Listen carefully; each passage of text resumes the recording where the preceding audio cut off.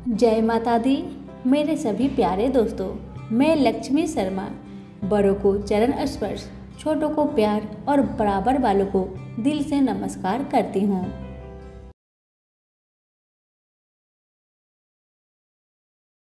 ओम गणेशाय नमः।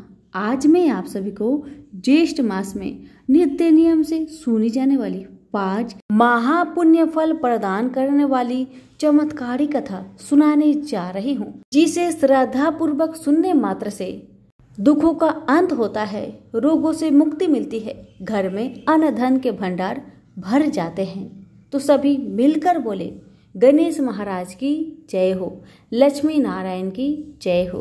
अब सुनिए प्रथम कथा है गणेश महाराज की। किसी गांव में एक बूढ़ी माई रहती थी।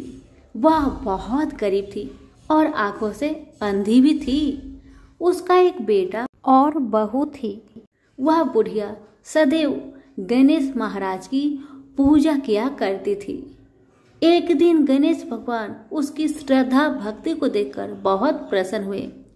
गणेश भगवान ने सोचा, ये बुढ़िया माई तो आंखों से अंधी है, फिर भी मेरी पूजा पाठ कितना श्रद्धा के साथ करती है, इसलिए मुझे इसके लिए कुछ करना चाहिए। इतना ही सोचकर गणेश जी उस बुढ़िया माई के सामने प्रकट होकर बोले, बुढ़िया माई, तू जो चाहे सो मुझसे मांग ले, मैं तुझसे बहुत प्रसन्न हूँ। बुढ़िया माई हाथ जोड़कर गणेश महाराज से बोली, हे भगवान, मुझे तो कुछ मांगना ही नहीं आता, तो मैं कैसे मांगू और क्या मांगू, आप ही मुझे बताए। बूढ़ी माई की बातें सुन गणेश महाराज कहने लगे, माई, तू अपने बेटे बहू से पूछकर कुछ मांग लेना। तब बूढ़ी माई ने अपने बेटे से कहा, बेटा, गणेश जी कहते हैं कि तू कुछ मांग ले, तो तुम बताओ बेटा, मैं क्या मांगू। बेटा ने कहा, माँ, तुम ढेर सारा धन दौलत मांग ले। बहू से पूछा तो बहू ने कहा कि आप नाती मांग लीजिए माँ जी। तब बूढ़ी माई मन ही मन में सोचने लगी, बेटा बहू तो सिर्फ अपने लिए ही सोच रहे हैं, मेरे लिए तो कोई सोचता ही नहीं। इतना सोचकर बूढ़ी माई ने सोचा, एक बार अपनी पड़ोसन से पूछ कर आऊं कि मेरी पड़ोसन क्या कहती है। बुढ़िया ने पड़ोसन से पूछा तो उसने कहा, बुढ़िया माई, तो थोड़े दिन ही जिएगी, क्या तू धन मांगे और क्यों नाती मांगे, तू तो अपनी आंखों की रोशनी मांग ले, जिससे तेरी जिंदगी आराम से कट जाएगी। बेटा बहू और पड़ोसन का राय लेकर बुढ़िया माई गणेश महाराज के पास आई और बोली, हे गणेश महाराज, यदि आप मुझ पर प्रसन्न है तो मुझे 9 करोड़ की माया दे, निरोगी काया दे, अमर सुहाग दे, आंखों की रोशनी दे, नाती दे, पोता दे और सब परिवार को सुख दे और अंत में मोक्ष दे। बुढ़िया माई की बातें सुन गणेश जी कहने लगे, बुढ़िया माई, तुमने तो हमें ठग लिया, फिर भी जो तूने मांगा वजन के अनुसार सब कुछ तुझे मिलेगा। यह कहकर गणेश महाराज अंदर ध्यान हो गए। उधर बूढ़ी माई ने जो कुछ मांगा वह सब कुछ मिल गया। गणेश जी महाराज, जैसे आपने उस बुढ़िया माँ को सब कुछ दिया, वैसे ही सबको देना। कहानी कहने वाले, सुनने वाले, हुक्कारे भरने वाले सभी के परिवार पर अपनी कृपा सदा बनाए रखना। सभी मिलकर बोलिए, गणेश भगवान की जय हो, विनायक महाराज की जय हो। एक बार की बात है, राजा बलि समय बिताने के लिए एकांत स्थान पर गधे के रूप में छिपे हुए थे। देवराजेंद्र उनसे मिलने के लिए उन्हें ढूंढ रहे थे। एक दिन इंद्र ने उन्हें खोज निकाला और उनके छिपने के कारण जानकर उन्हें काल का महत्व बताया, साथ ही उन्हें तत्वज्ञान का बोध करवाया। तभी राजा बलि के शरीर से एक दिव्य रूप आत्मा स्त्री निकली। उसे देखकर इंद्र ने पूछा, दैत्यराज, यह स्त्री कौन है? देवी, मानुषी अथवा असुरी शक्ति में से कौन सी शक्ति है? राजा बलि बोले, देवराज, ये देवी तीनों शक्तियां में से कोई भी नहीं। आप स्वयं पूछ लीजिए। इंद्र के पूछने पर वे शक्ति बोली, देवेंद्र, मुझे ना तो दैत्यराज बलि जानते हैं और ना ही तुम या कोई अन्य देवगण। पृथ्वी लोक पर मुझे अनेक नामों से पुकारते हैं, जैसे श्री, लक्ष्मी आदि। इंद्र बोले, देवी, आप इतने समय से राजा बलि के पास है, लेकिन ऐसा क्या कारण है कि आप इन्हें छोड़कर मेरी ओर आ रहे हैं? लक्ष्मी बोली, देवेंद्र, मुझे मेरे स्थान से कोई भी हटा या डिगा नहीं सकता। मैं सभी के पास काल के अनुसार आती जाती रहती हूँ। जैसा काल का प्रभाव होता है, मैं उतने ही समय तक उसके पास रहती हूँ, अर्थात मैं समय अनुसार एक को छोड़कर दूसरे के पास निवास करती हूँ। इंद्र बोले, देवी, आप असुरों के यहाँ निवास क्यों नहीं करती? लक्ष्मी बोली, देवेंद्र, मेरा निवास वही होता है जहाँ सत्य हो, धर्म के अनुसार कार्य होते हो, व्रत और दान देने के कार्य होते हो। लेकिन असुर भ्रष्ट हो रहे हैं। ये पहले इंद्रियों को भस्म कर सकते हैं, सत्यवादी थे, ब्राह्मणों की रक्षा करते थे, पर अब इनके ये गुण नष्ट होते जा रहे हैं। ये तप उपवास नहीं करते, यज्ञ हवन दान आदि से इनका कोई संबंध शेष नहीं है। पहले ये रोगी, स्त्रियों, वृद्धों, दुर्बलों की रक्षा करते थे, गुरुजन का आदर करते थे, लोगों को क्षमादान देते थे। लेकिन अब अहंकार, मोह, लोभ, क्रोध, असत्य, अविवेक, काम आदि ने इनके शरीर में जगह बना ली है। ये लोग पशु को पाल लेते हैं, लेकिन उन्हें चारा नहीं खिलाते। उनका पूरा दूध निकाल लेते हैं, पर पशुओं के बच्चे भूख से चिल्लाते हुए मर जाते हैं। ये अपने बच्चों का पालन करना भूलते जा रहे हैं। इनमें आपसी भाईचारा समाप्त हो गया है। लूट खसोट, हत्या, व्यभिचार, कलह, स्त्रियां की पतिव्रता नष्ट करना ही इनका धर्म हो गया है। सूर्योदय के बाद सोने के कारण स्नान ध्यान से विमुख होते जा रहे हैं, इसलिए मेरा मन इनसे उचट गया। देवताओं का मन अब धर्म में आसक्त हो रहा है, इसलिए अब मैं इन्हें छोड़कर देवताओं के पास निवास करूंगी। मेरे साथ श्रद्धा, आशा, क्षमा, जया, शांति, संतति, धृति और विचिति, ये आठों देवियां भी निवास करेगी। देवेंद्र, अब आपको ज्ञात हो गया होगा कि मैंने इन्हें क्यों छोड़ा है। साथ ही आपको इनके अवगुणों का भी ज्ञान हो गया होगा। तब इंद्र ने लक्ष्मी को प्रणाम किया और आदर सहित उन्हें स्वर्ग ले गए। वो प्रेम से बोले, लक्ष्मी माता की जय हो। सभी प्रेम से बोले, गाय माता की जय हो। हिंदू धर्म में गाय को पूजनीय और माँ लक्ष्मी का स्वरूप माना गया है। कामधेनु गाय को सभी गायों की माता का दर्जा प्राप्त है। कामधेनु गाय दैनिक और चमत्कारी शक्तियां से परिपूर्ण बताई जाती है। धार्मिक शास्त्रों के अनुसार कामधेनु गाय में 33 करोड़ देवी देवता निवास करते हैं, इसलिए कामधेनु गाय के दर्शन मात्र से ही सभी कष्टों का निवारण हो जाता है। कामधेनु गाय को सुरभि भी कहा जाता है और इसे निर्मलता का प्रतीक भी माना गया है। कामधेनु गाय का जिक्र मिलता है जब देवताओं ने समुद्र मंथन किया था, तो उसमें से निकलने वाली 14 मूल्यवान चीजों में से एक कामधेनु गाय भी थी, जिसको देवताओं ने प्रणाम किया और स्वर्ग में स्थान मिला। माना जाता है कि जिसके पास भी कामधेनु गाय होती है वह सबसे शक्तिशाली व्यक्ति कहलाता था। शास्त्रों में राजा को भगवान की विभूति माना गया। साधारण व्यक्ति से श्रेष्ठ राजा को माना जाता है। राजाओं में भी श्रेष्ठ सप्त दिव्यवती पृथ्वी के चक्रवर्ती सम्राट को और अधिक श्रेष्ठ माना गया है। ऐसे ही पृथ्वी के एक छत्र सम्राट सूर्यवंशी राजश्री दिलीप एक महान गाय माता के भक्त हुए। महाराज दिलीप और देवराज इंद्र में मित्रता थी। देवराज को बुलाने पर दिलीप एक बार स्वर्ग गए। देव असुर संग्राम में देवराज ने महाराजा दिलीप से सहायता मांगी। राजा दिलीप ने सहायता करने के लिए हाँ कर दी और देव असुर युद्ध हुआ।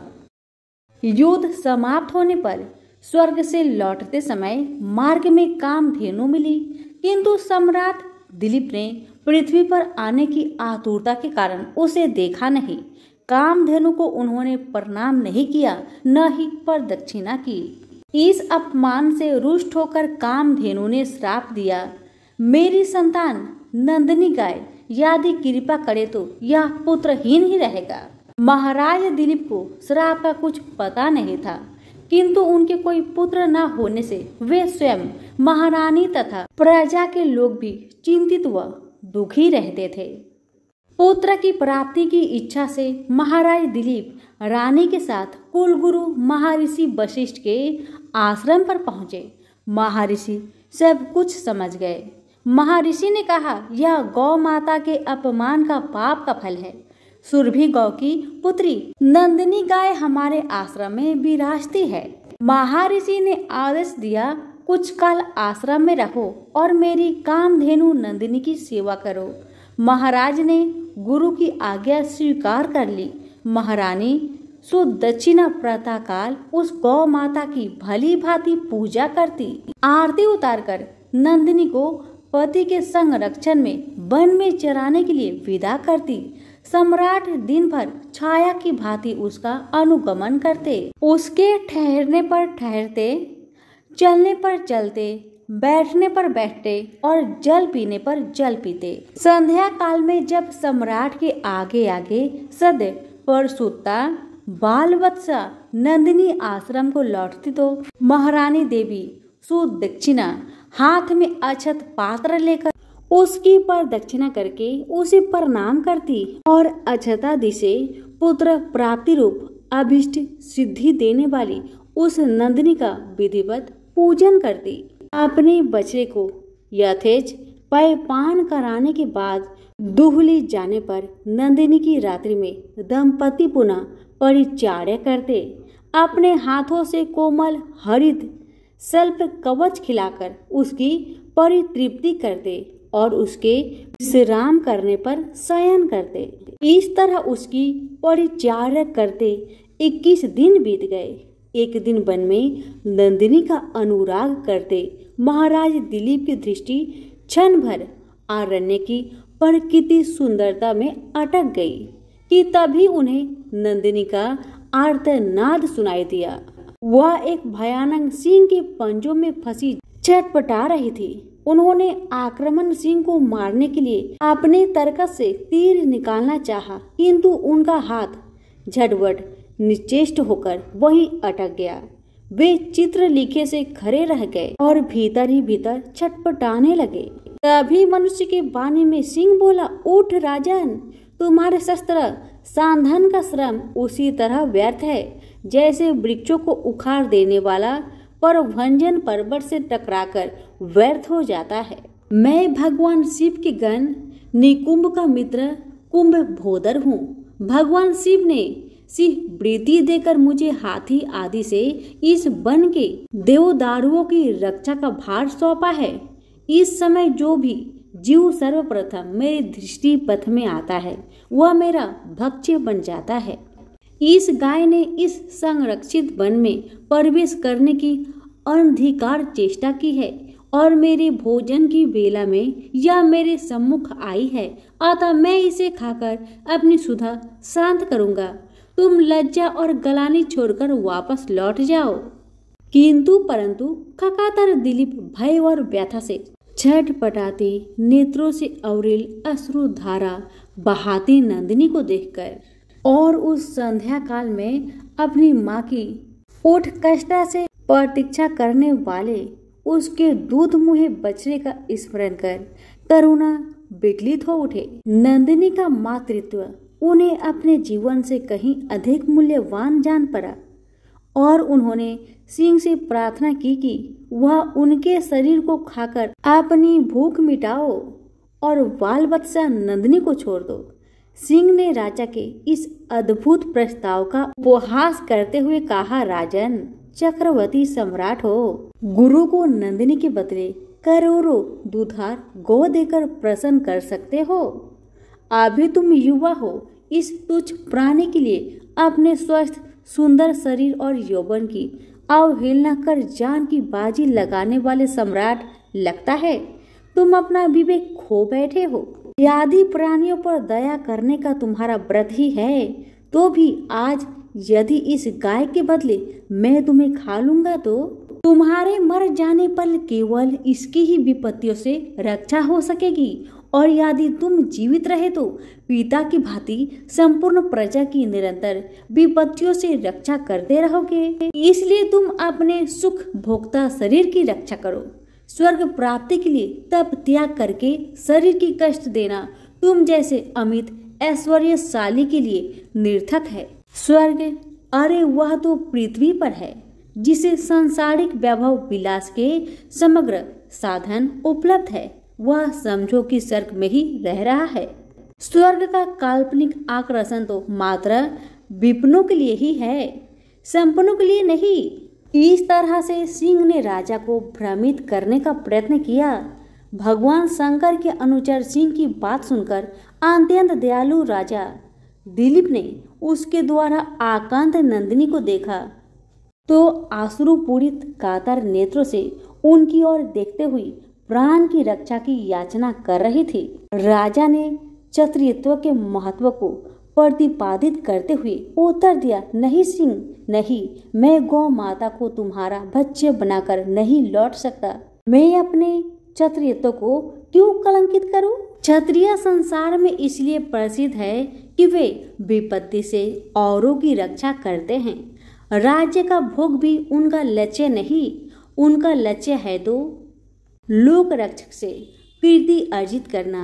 निंदा से मालिन प्राणियों और राज्य को तो वे तुच्छ वस्तुओं की तरह त्याग देते हैं। इसलिए तुम मेरे यश शरीर पर दयालु हो जाओ, मेरे भौतिक शरीर को खाकर उसकी रक्षा करो, क्योंकि यह शरीर तो नरस्वर है, मरण धर्मा है। इसलिए इस पर हम जैसे विचारशील पुरुष की ममता नहीं होती। हम तो यश शरीर के पोषक है। जहाँ मांस का शरीर न भी रहे परंतु गौ रक्षा से मेरा यश शरीर सुरक्षित रहेगा। संसार यही कहेगा कि गौ माता की रक्षा के लिए एक सूर्य वंश के राजा ने प्राण की आहुति दे दी। एक चक्रवर्ती सम्राट के प्राणों से भी अधिक मूल्यवान एक गाय है। सिंह ने कहा, अगर आप अपना शरीर मेरा आहार बनाना ही चाहते हैं तो ठीक है। सिंह के स्वीकृति देने पर राजश्री दिलीप ने शस्त्रों को फेंक दिया और उसके आगे अपना शरीर मांसपिंड की तरह खाने के लिए डाल दिया और वे जाके सिर झुकाए आक्रमण की प्रतीक्षा करने लगे। तभी आकाश से विद्याधर उन पर पुष्प वृष्टि करने लगे। नंदिनी ने कहा, हे पुत्र उठो। यह मधुर दिव्य वाणी सुनकर राजा को महान आश्चर्य हुआ और उन्होंने वत्सलमयी जननी की तरह अपने स्तनों से दूध बहाते हुए नंदिनी गौ को देखा, किंतु सिंह दिखलाई नहीं दिया। आश्चर्यचकित दिलीप से नंदिनी ने कहा, हे सत्पुरुष, तुम्हारी परीक्षा लेने के लिए मैंने ही माया स्व सिंह की सृष्टि की थी। महर्षि वशिष्ठ के प्रभाव से यमराज भी मुझ पर प्रहार नहीं कर सकता, तो अन्य सिंहादि की क्या शक्ति है। मैं तुम्हारी गुरु भक्ति से और मेरे प्रति प्रदर्शित दया भाव से अत्यंत प्रसन्न हूँ। तुम वर मांगो। तुम मुझे दूध देने वाली मामूली गाय मत समझो, अपितु संपूर्ण कामनाओं पूरी करने वाली कामधेनु जानो। राजा ने दोनों हाथ जोड़कर वंश चलाने वाले अंत कीर्ति पुत्र की याचना की। नंदिनी ने तथास्तु कहा। उन्होंने कहा, राजन, मैं आपकी गौ भक्ति से अत्यधिक प्रसन्न हूँ। मेरे स्तनों से दूध निकल रहा है, उसे पत्ते के दोनों से दुहकर पी लेने की आज्ञा गौ माता ने दी और कहा, तुम्हें अत्यंत प्रतापी पुत्र की प्राप्ति होगी। राजा ने निवेदन किया, माँ, बछड़े के पीने तथा होम आदि अनुष्ठान के बाद बचे हुए तुम्हारे दूध को मैं पी सकता हूँ। दूध पर पहला अधिकार बछड़े का है और द्वितीय अधिकार गुरु जी का है। राजा ने धैर्य ने नंदिनी के हृदय को जीत लिया। वह प्रसन्न मना कामधेनु राजा के आगे आगे आश्रम लौट आई। राजा ने बछड़े के पीने तथा अग्निहोत्र से बचे हुए दूध का महर्षि की आज्ञा पाकर पान किया। फलतः वे रघु जैसे महान यशस्वी पुत्र से पुत्रवान हुए और इसी वंश में गौ भक्ति के प्रताप से स्वयं भगवान श्री राम ने अवतार ग्रहण किया। महाराज दिलीप की गौ भक्ति तथा गौ सेवा सभी के लिए एक महानतम आदर्श बन गई। इसलिए आज भी गौ भक्तों के परिगणना से महाराज दिलीप का नाम बड़े ही श्रद्धा भाव से एवं आदर से सर्वप्रथम लिया जाता है। इस चरित्र से यह बात सिद्ध हो गई कि सप्तद्वीपवती पृथ्वी के चक्रवर्ती सम्राट से अधिक श्रेष्ठ एक गौ माता है। तभी प्रेम से बोलिए गौ माता की जय हो। बहुत समय पहले की बात है। एक गांव में एक ननद भाभी रहा करती थी। ननद अभी कंवारी थी। उस परिवार में ननद, भाभी और भाई इन तीनों के अलावा और कोई भी नहीं रहता था। भाभी तो कभी कोई पूजा पाठ करती ही नहीं थी और ननद हर रोज तुलसी माता की पूजा किया करती थी, उनकी बड़ी सेवा करती थी। बिना तुलसी पूजन के ननद कभी भोजन नहीं करती थी।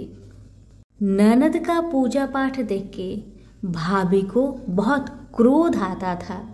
कभी कभी भाभी तो अपनी ननद से ऐसे भी कह देती थी कि जब तुम्हारा विवाह होगा ना तो मैं तुम्हें और बराती को तुलसी ही खाने दूंगी और दहेज में यही दूंगी। इसी तरह समय निकलने लगा, दिन बीतने लगी। अब तो ननद भी बड़ी हो गई थी। भाई ने अपने बहन के लिए एक अच्छा घर और वर ढूंढा। अब तो बहन की शादी पक्की हो गई। बहन की शादी वाले दिन भाभी ने क्या किया, बारातियों के सामने तुलसी का गमला फोड़ कर रख दिया। लेकिन ननद की सच्ची भक्ति और श्रद्धा से तुलसी माता बहुत प्रसन्न थी। इसी कारण से तुलसी माता की कृपा से तुलसी का गमला स्वादिष्ट व्यंजन में बदल गया। ये चमत्कार देखकर भाभी बहुत आश्चर्यचकित हो गई, लेकिन फिर भी उसका आदत नहीं गया। उसने फिर क्या किया, अपने ननद को गहने के बदले में तुलसी की मंजरी पहना दी। लेकिन तुलसी माता की कृपा से वह मंजरी भी सोने के आभूषण में बदल गए। ये देखकर भी भाभी बहुत हैरान हुई, मगर फिर भी अपनी करतूत करनी ना बंद किया। उसने फिर वस्त्रों के स्थान पर तुलसी का जनेऊ रख दिया। लेकिन तुलसी माता की कृपा से वह तुलसी का जनेऊ रेशमी और सुंदर वस्त्र में बदल गया। ननद की भाभी बहुत पापिन थी, इसलिए तुलसी माता की महिमा को न जान सकी। भाई ने अपने बहन को बड़े प्यार और आदर के साथ विदा किया। बहन ससुराल में गई। ससुराल वाले उसके दहेज आदि के बारे में बहुत बड़ाई करने लगे। जब ये बात भाभी को मालूम हुई तो उसे बड़ा आश्चर्य हुआ और तुलसी जी की पूजा का महत्व उसको समझ में आ गया। भाभी की एक लड़की थी। अब भाभी सोचने लगी, क्यों ना मैं भी अपनी बेटी को तुलसी माता की पूजा करने को कहूँ। अब तो भाभी अपनी लड़की से कहने लगी कि तू भी तुलसी माता की सेवा कर, तुझे भी बुआ की तरह फल मिलेगा। पर लड़की अपनी माँ के जैसी ही थी। उसे तुलसी की सेवा में मन नहीं लगता था। भाभी की लड़की हर रोज सुबह स्नान करके ऊपर के मन से अपनी माँ की बात रखने के लिए तुलसी माता की पूजा कर लिया करती थी, मगर मन उसका पूजा में कभी नहीं लगा। इसी तरह समय बीतते गया। इस बार भाभी ने खुद अच्छा घर और वर देखकर अपनी बेटी का विवाह तय किया। और जब विवाह का समय आया तो भाभी ने सोचा जैसा व्यवहार मैंने अपनी ननद के साथ किया वैसा ही व्यवहार मैं अपनी बेटी के साथ करूंगी, क्योंकि मैंने जो ननद के साथ व्यवहार किया उसी व्यवहार के कारण ननद को इतनी इज्जत मिली थी। क्यों ना मैं भी अपनी लड़की के साथ वैसा ही व्यवहार करूं। अब जैसे ही बाराती वाले आए, भाभी ने तुलसी जी का गमला को फोड़कर बाराती के सामने रख दिया, परंतु इस बार मिट्टी मिट्टी ही रही। मंजरी व पत्ते भी अपने पूर्व रूप में ही रहे तथा जनेऊ भी जनेऊ ही रहा। सभी बाराती भाभी की बुराई करने लगे। ससुराल में भी लड़की की और उसकी माँ की बहुत बुराई हो रही थी। भाभी को अपनी ननद से बहुत जलन होता था। इस कारण भाभी अपनी ननद को बहुत कम ही घर पर बुलाया करती थी, पर भाई अपने बहन को बहुत मानता था। भाई ने एक दिन सोचा बहन की शादी किए हुए बहुत साल हो गए, क्यों ना मैं अपने बहन से मिलकर आऊं, उसके ससुराल जाऊं। अब भाई ने अपनी इच्छा अपनी पत्नी को बताया। पत्नी से कहा कुछ सौगात ले जाने के लिए कुछ दो, बहन का घर जाऊंगा, खाली हाथ कैसे जाऊं, कुछ हो तो मुझे दो। भाभी ने क्या किया, गुस्से से जुआर एक थैले में भरकर कहा, लो इसी को लो और अपनी बहन के घर ले जाओ, मेरे पास और कुछ नहीं है, यही है, इसी को ले जाओ। बेचारा पति दुखी मन से चल दिया वही जुआर भरे थैले को लेकर, और मन ही मन में सोचते जा रहा था भला कोई भाई अपने बहन के ससुराल में जुआर ले जाता है। यही सोचते सोचते भाई बहन के ससुराल की तरफ जा रहा था। उसने सोचा ये जुआर बहन के ससुराल ले जाऊंगा तो लोग क्या कहेंगे, क्यों ना मैं इसे गाय को खिला दूं। भाई जब बहन के नगर के समीप पहुंचा और उसने एक गौशाला में गाय के सामने जुआर का थैला उलट दिया।